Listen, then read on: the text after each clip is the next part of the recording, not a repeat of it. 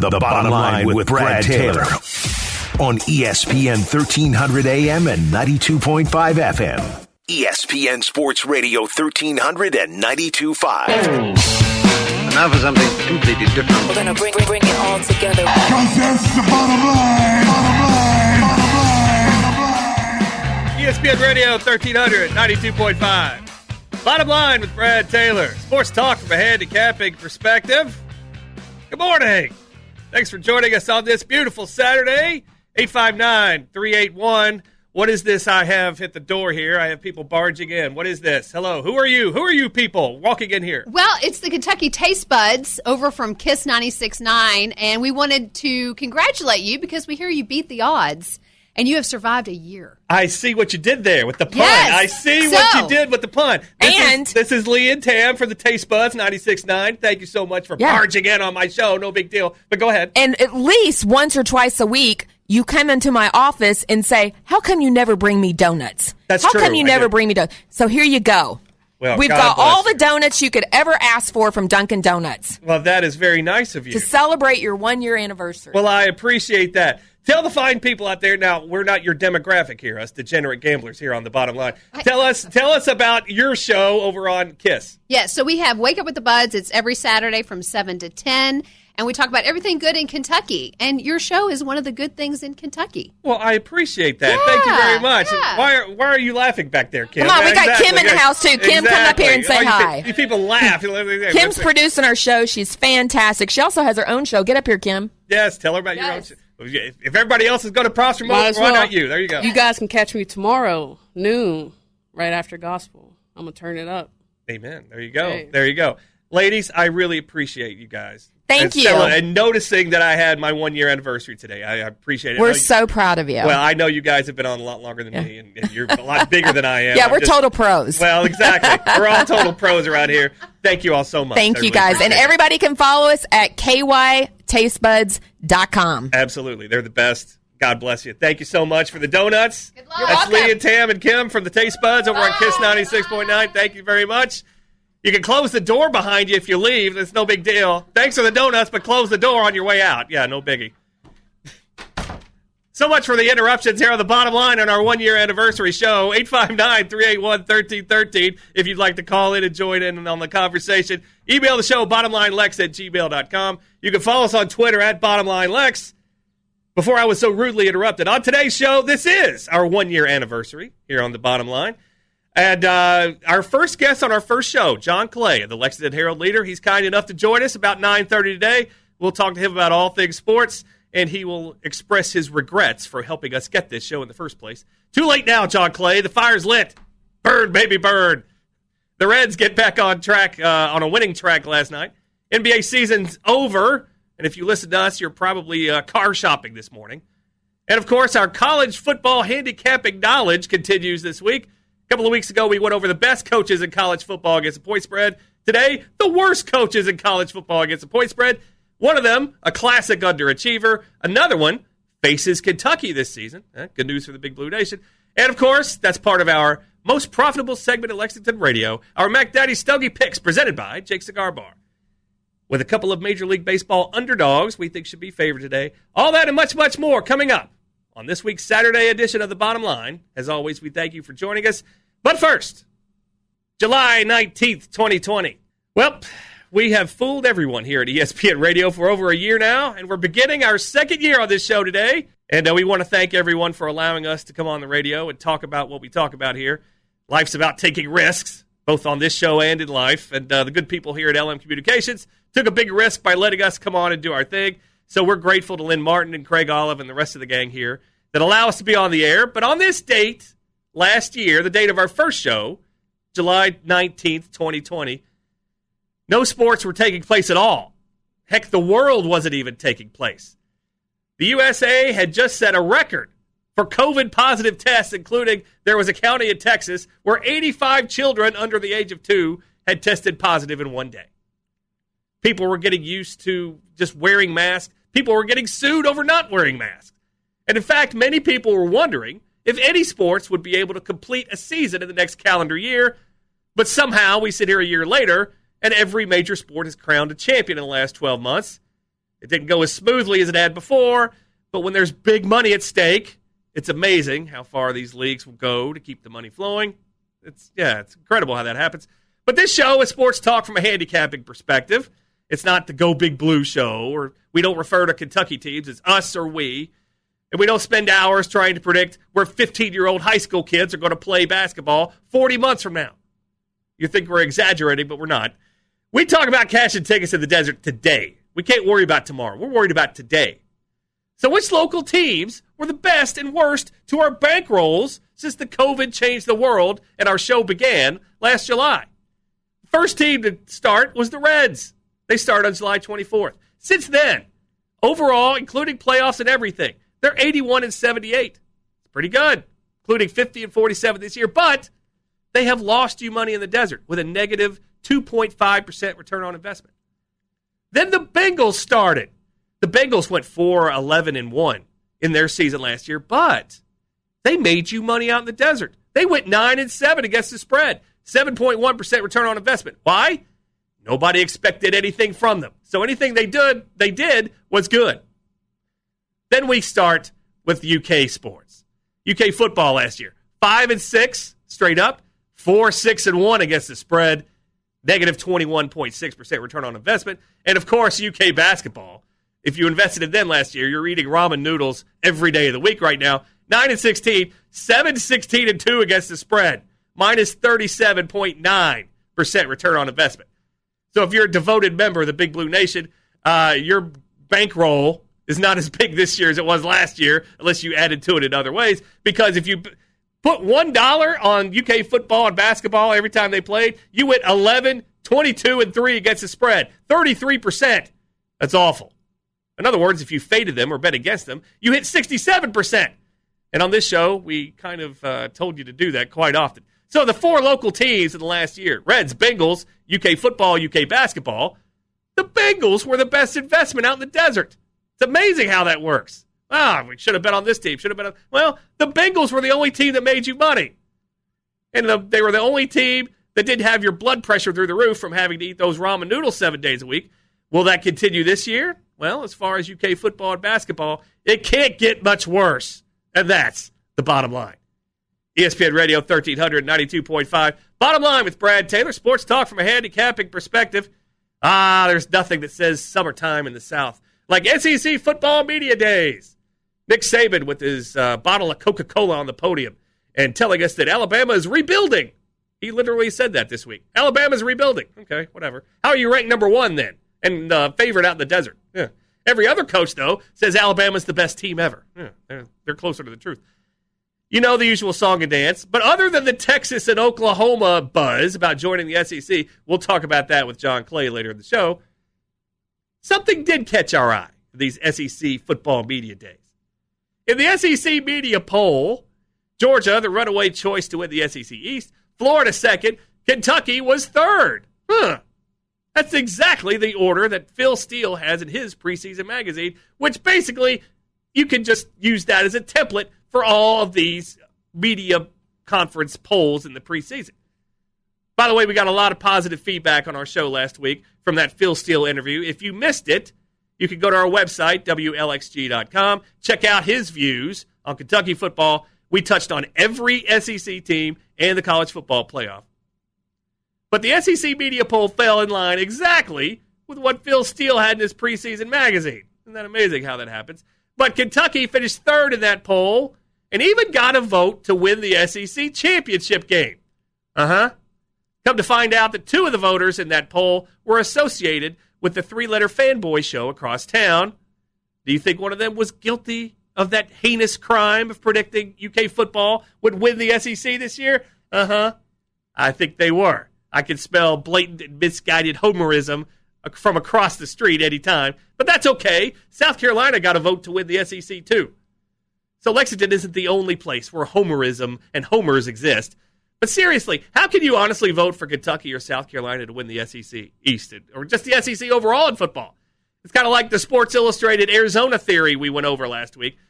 And you know what? We're talking about it today, so those guys accomplished their goal. The all-SEC teams were also voted on, and there's no mention of a Kentucky quarterback among the first three teams, another shocker. That's okay. Bo Nix is third team, and his numbers were terrible last year. I'm sure Joey Gatewood, who had to transfer out of Auburn because he wasn't going to displace a legacy quarterback whose dad started for Auburn a generation ago. I'm sure he didn't agree with that vote. But another year of the SEC media football days have come and gone. And did we learn anything other than Texas and Oklahoma are coming to the SEC and just hearing a bunch of coaching cliches? Not really.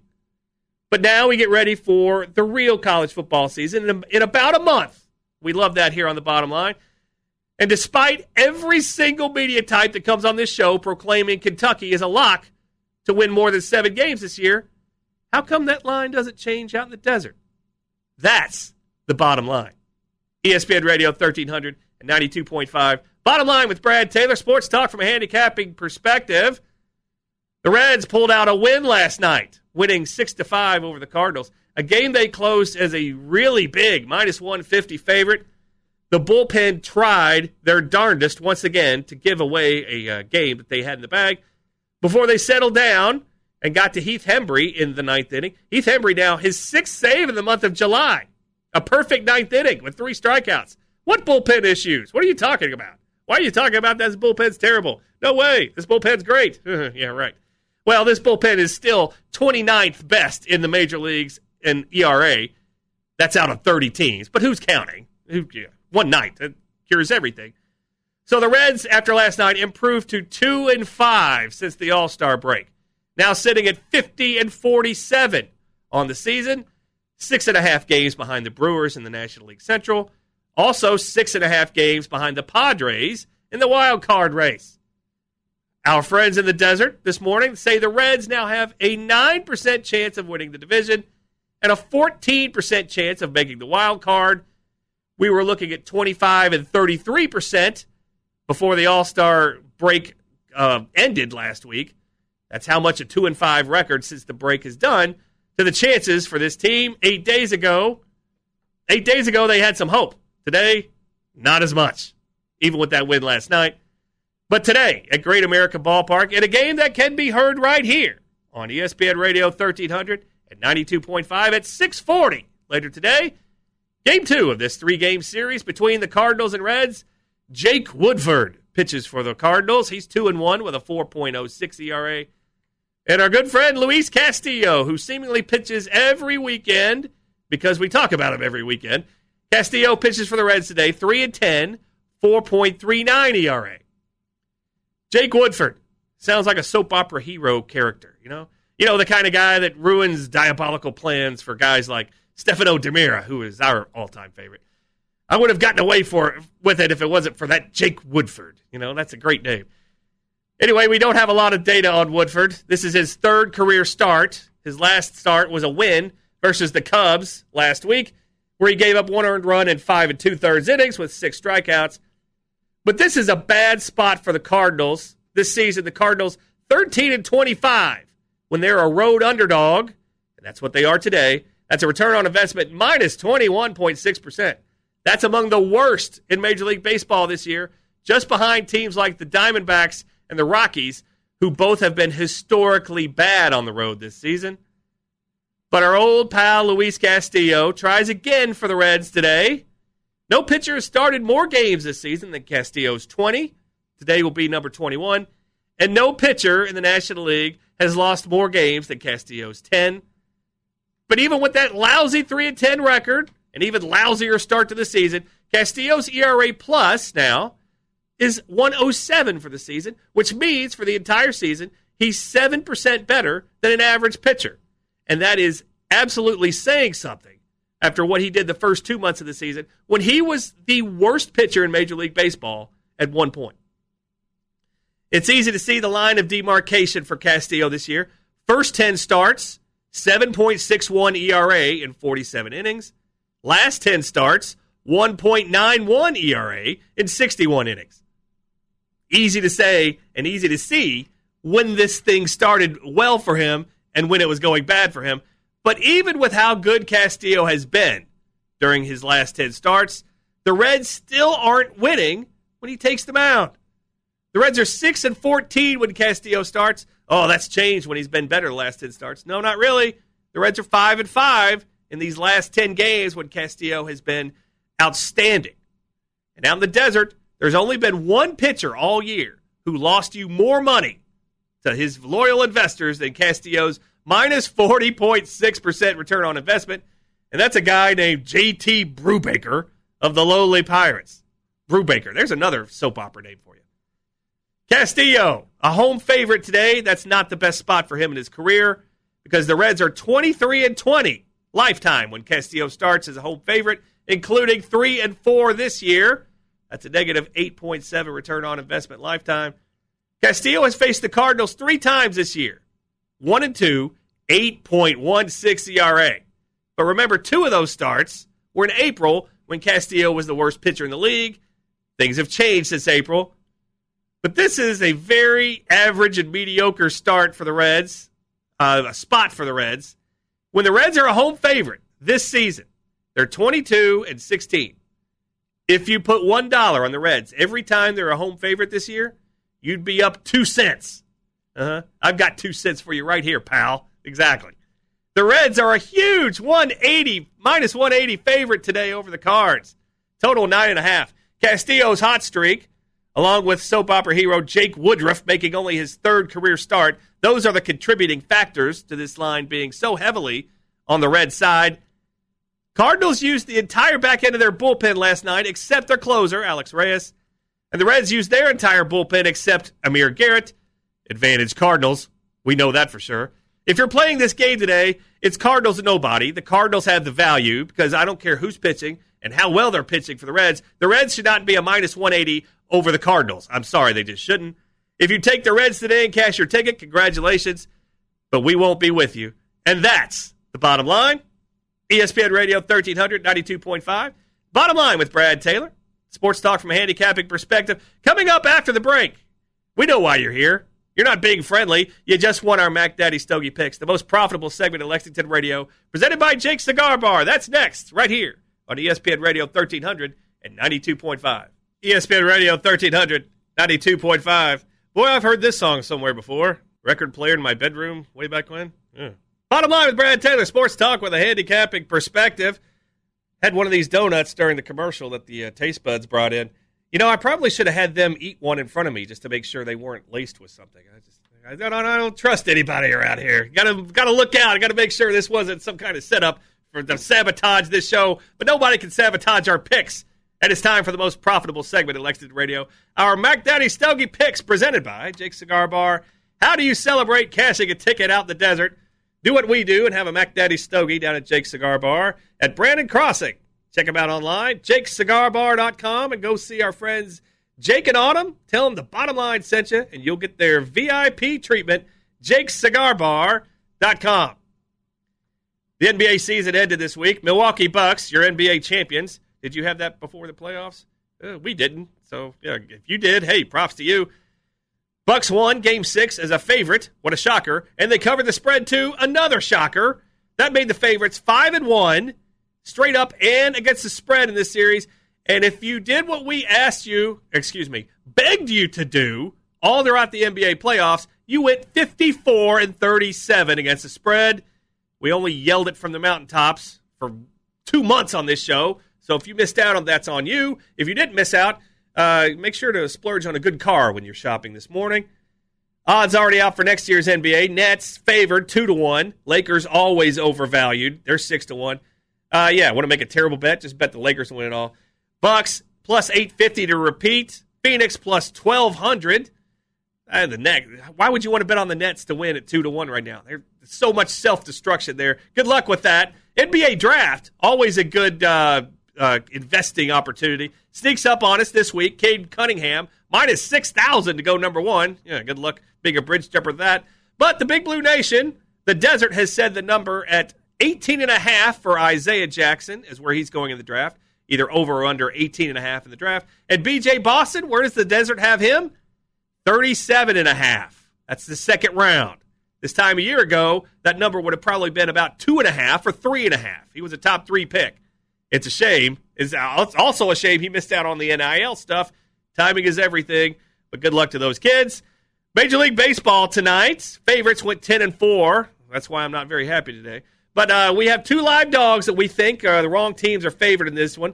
First of all, Toronto is at New York. Toronto is the favorite in this one. Ryu pitching for Toronto. But Taijuan Walker pitching for the Mets. Taijuan Walker's been the better pitcher this year than Ryu. And the Mets are the better team overall. They're at home. Why is Toronto favored in this one? We'll take the Mets, getting a little extra added bonus today. We'll take the Mets. We think the wrong team's favored in this one. They're a plus 105 dog in this one. And the Tigers and the Royals. Another case where the best pitcher is not getting the proper publicity and the proper respect. Casey Mize goes for the Tigers. He's 5-5, 3.44 ERA. Carlos Hernandez for the Royals, 4.91 ERA on the season. Better pitcher, Tigers. Better team on the season, Tigers. Give us Detroit on the road at Kansas City. Kansas City's favored. Give us Detroit. There's your two McDaddy Stogies in Major League Baseball today. We like the Mets over Toronto, Detroit over KC. You take those bad boys to the desert and Jake's Cigar Bar and smoke them. But it's time for our College of Football handicapping knowledge. College Football Saturday. A couple weeks ago, we went over the best coaches in college football against the point spread out in the desert. And if you want to hear that one, go to our website, WLXG.com, and check it out. Spoiler alert. It's not Nick Saban and Dabo Swinney. Those are not the best. They're good, but they're not the best. The best ones are on that show. But today we look at the worst coaches in college football that steal your hard-earned money week after week. So we're thinking about teams that are usually overrated, teams that fail to live up to expectations, and teams that just flat out stink for long periods of time. We've got two guys. When you think overrated and teams that don't live up to expectations, you think USC. You got it, Clay Helton. He's 27-38 against the spread. That's 41.5%. Return on investment minus 18.3%. Just think, a few years ago, USC had both Lane Kiffin and Ed Orgeron as their head coaches. They let them go, and now Clay Helton has coached 67 games at USC. Yeah, I think they'd reconsider right now. And who is this guy? Here's a name familiar to the Big Blue Nation.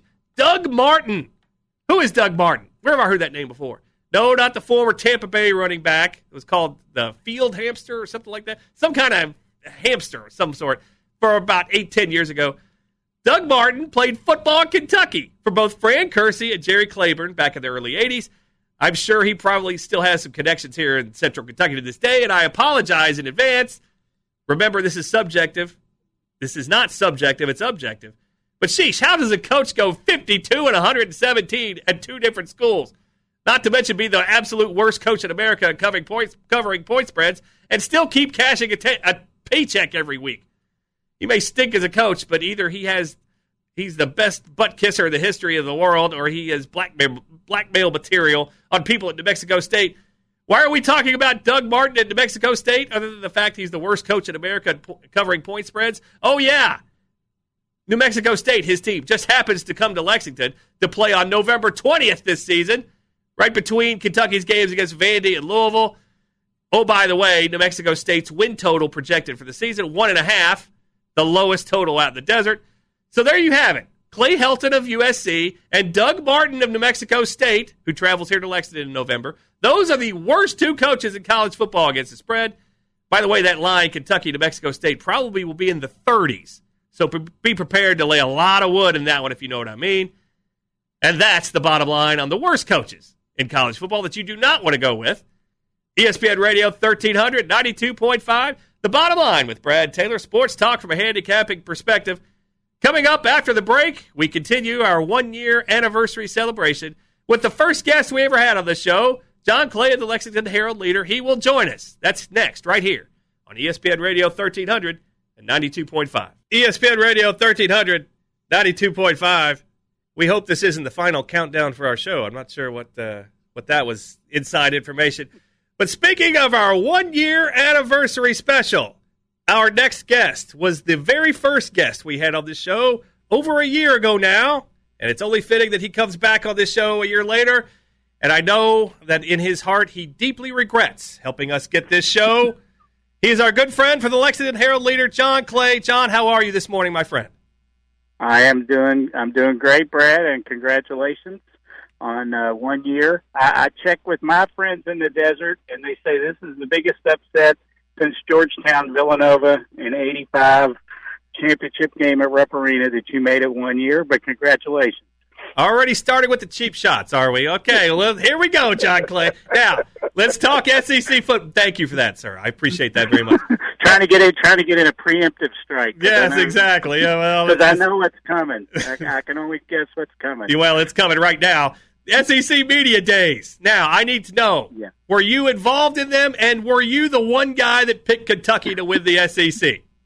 I was not there this year. No, Josh Moore from the Herald-Leader. You can follow him on Josh Moore on Twitter at Josh Moore HL. He was there, our UK football beat guy. I monitored them from afar. I was not there, so I was not the one person who voted for Kentucky. We had one person vote for him to win the whole thing. Is that right, or just win the division? The entire conference. They had one vote. They had 2 votes for the division, 1 vote for the conference. And I thought, well, that's got John Clay written all over it. No, that was not me. I know you accused me of being a homer, but no, that's not me. That was not me. Okay. Let's talk UK football before we get into this other SEC stuff. We talked very briefly last week at the golf tournament. You were too busy, stealing food from the media room there. I was trying to get out of there. But we said that UK 7 wins out in the desert for the season. Now, everybody who's come on this show, John Clay, has said over 7 wins, and I feel like you're going to say that as well. Over or under 7 wins for Kentucky football this year? Yeah, I said it last week. I'll say it again. I'm picking them to go 8-4. I think they've got. I mean, that's not a huge stretch to say they get one more win than what the desert says, but I'm picking them to go 8-4. So I look at some of these games. I look at Missouri, at South Carolina, at Mississippi State. That's especially one that sticks out. And even the Louisville game. People are dismissing Louisville. Then why does the desert say that's only a 1-point spread if that's such a given for Kentucky? You're telling me that in all these games where the line is going to be 3 or 4 points or less, that Kentucky's going to sweep the table in all those. Yeah, I mean, I guess that's what I'm saying. Yeah, if I say 8-4, to me the schedule, divides up, and I wrote about this a little earlier, that the schedule divides up into 3 sections. You've got a manageable section starting off, but you're right, the Missouri game is obviously a huge game, the second game of the season. Mark Stoops pretty much dominated Missouri until last year. That was a bad loss out of Columbia. Kentucky's offense didn't show up, as it didn't show up in several games last year. The reason why Eddie Grant's no longer the offensive coordinator. Then after that first stretch, you get into the 3 really tough games with Florida, LSU, and Georgia back-to-back. Then, as you mentioned, the Mississippi State game at Mississippi State, October 3rd, that's going to be a huge game. I think Kentucky can win that game. I'm not sold on Mike Leach at Mississippi State. We'll see how he does. He'll have more of a system in, but I'm not sold that he'll be a successful coach in the SEC. We'll see what happens. ESPN Radio 1300, 92.5. The Bottom Line with Brad Taylor and our guest John Clay from the Lexington Herald-Leader. If I see there's another place out in the desert and you could bet just conference wins, and the number for Kentucky there is 4.5. Are you telling me that I should go over or under 4.5 conference wins for Kentucky this year? Well, I mean, to pick picking them 8-4, I'm picking them to win their 4 non-conference and go 4-4 in the league. So I would say that they're right on with the 4. That would be, if they get some breaks, I think they could win 5. Obviously, like I said, I think those 3, Florida, LSU, and Georgia, are going to be really tough. But you get a lot of injuries. They've already got a significant injury, I think, in losing Keaton Upshaw, the tight end, because I think Upshaw was going to be a big part of Liam Cohen's offense. They're fortunate in that Justin Rigg is coming back to have one of those super senior seasons that he gets through the NCAA because of COVID last year. But I thought Upshaw had a chance to really thrive and maybe even have a breakout year in Cohen's offense. So that hurts. So injuries are always a big deal with Kentucky. But yeah, I would say 4-4 is the popular pick, and there's a reason why your friends in the desert have that as the over/under. Well, yeah, you're right. But here, my thing is, you're asking a team to win 5 conference games, and how many times have they done that since 1977? I think once or something like that. That's right. And you got a new quarterback and a new offensive coordinator. Well, you're asking a lot there. But I think my question is the quarterback situation. We had Phil Yes. Steele on last week. I know you were too busy, feeding your face out at the golf tournament, but Phil Steele was on our show last week, and he says Will Levis, if healthy, will start all 12 games for Kentucky this season. Are you on board with that, John Clay? I think he's probably the favorite to come in and be the quarterback. I mean, I think there's a reason why he transferred. I don't think he transferred from Penn State here to sit the bench. He's got a strong arm. It's going to be interesting to see because Penn State, they didn't really let him use his arm. They used him more as a running quarterback. We'll see what happens. What I hear is that Joey Gay would look better in spring practice than maybe they thought. And I think Bo Allen is obviously still in the mix. We'll see. But, I'm not going to contradict Phil Steele, but I think my prediction would be right now, without having seen him, is that Will Levis will be the starter on game one. And if things go well and if he doesn't get hurt, he could start all 12 games. But I do think, and I think I said this last week, quarterback's going to be the big deal. I think a lot the success and failure of this team's going to rest a lot on the quarterback because of Cohen's offense. And I think, obviously quarterback is an important position, but you got somebody coming in as a transfer, trying to put in a new offense, I think the quarterback's going to be a big deal for this team this year. It's okay to contradict Phil Steele. He picked every team we talked about in the SEC. He went over the win total. So it's like, are you really? That's mathematically impossible, Phil Steele. Except Alabama. He took Alabama under 11.5, meaning they're going 11-1. So yeah, but yeah, you mentioned the quarterbacks. If Levis does start, is any of these other kids going to transfer? Well, everybody's going to transfer. Haven't you heard? Everybody's in the transfer Apparently portal. so, yeah. Yeah. I mean, sure, that's going to be the way of the world. I'm not predicting they're going to do it, but would you be surprised?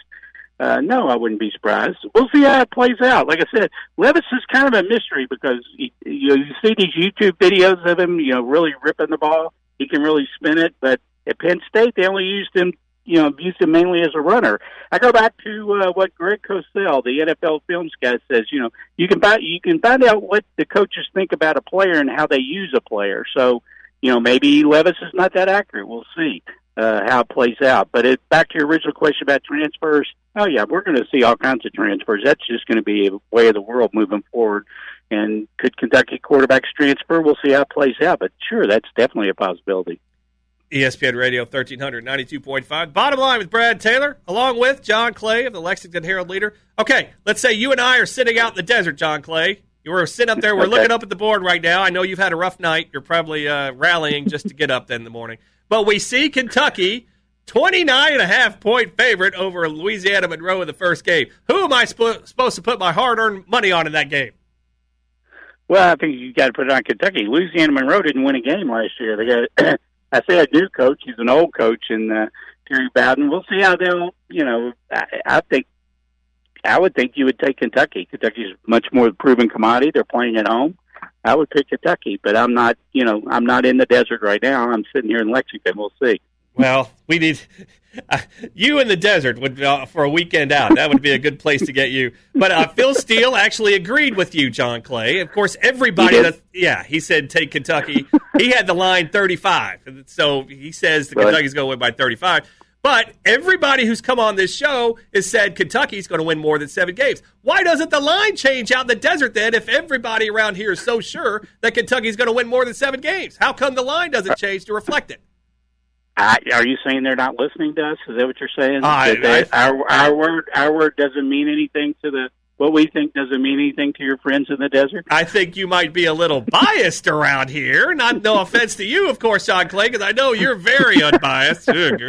But I'm just saying, if everybody that comes on this show over, I haven't heard one person other than myself say under 6-7 wins for Kentucky this year. That's just why why isn't the line change if everybody's in such total agreement that this line? That's all I'm saying. But let's talk about big picture stuff. Let's talk about the SEC as a whole. Texas, Oklahoma. They probably should have been here 10 years ago. They're coming to the SEC apparently next year now. What does this do? Who's coming to the East? Who's moving? Shouldn't Missouri go to the West and Auburn, Alabama come to the East? What is your thoughts on this whole thing, John Clay? Yeah, I think you're going to see Auburn and Alabama come to the East. I think you'll see Missouri go to the West. When you look at geographically, that makes the most sense. I think there may be some pushback. Maybe some people will want to go just to a 16-team league with no divisions, and you have sort of pod scheduling, which they kind of the way they do it in basketball right now. But I think they want to have that championship game and have a true championship game between East and West. What I think is going to be interesting to see is, you got to go to 9. Don't you have to go to a 9-game conference schedule? I don't see how you can stick with an 8-game. If you do an 8-game, you're only playing one team in the other division. I don't see that. What I'd like to see them do is go to have the 2 divisions, 8 teams in each division. You play everybody in your division once. You play 2 teams in the other division, but no more of this permanent, opponent in the other division.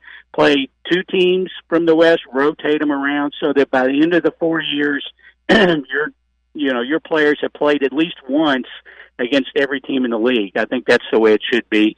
And none of this, Kentucky won't play Texas until, 2040 or something like that.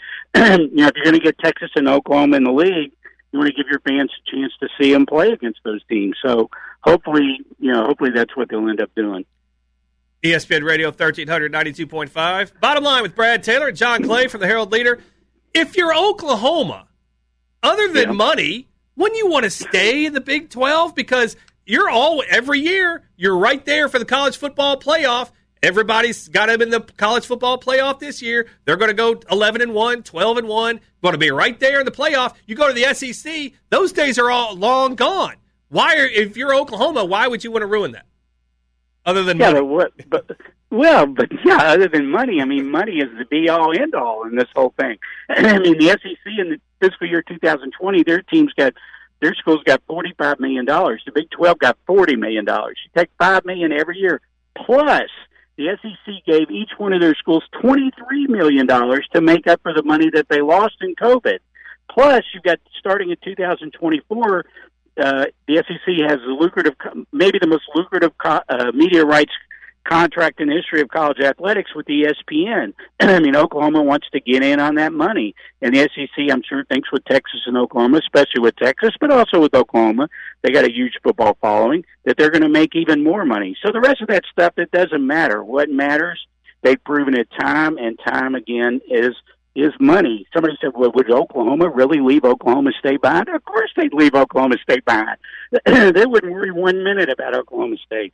It's all about money. It has been for a long time. And, as far as the football playoff, there's a good chance you might see once the 12-team football playoff gets there might be 4 SEC teams among those 12 teams. Who knows? So, but it's all about money. I mean, we know that by now, and that's what this is all about. A spirited John Clay giving us a life lesson, ladies and gentlemen. Follow the money in life, and you'll tell you all the answers to all the questions you have. So there we go. If you talk about 4 conferences of 16 teams, last time I checked, the Power Fives have 65 teams total, and then there's Notre Dame sitting out there. Does anybody get left out? Oh, yeah, there's going to be some teams that get left out. The interesting thing to be, of course, is going to be what's the Big 12 going to do? Is it going to dissolve, and our teams and leagues going to come in and pick off those schools? If that happens, I could see schools like Kansas State and Iowa State getting left out in the cold. I could see I could see some of these leagues. For example, the ACC. Let's say the ACC says, okay, we got to go to 16 teams. We'll take West Virginia, since West Virginia is a good geographic fit, but none of those other schools are a good geographic fit. And who's sitting down there in Florida? They're in Orlando, UCF. They already have a really good football program.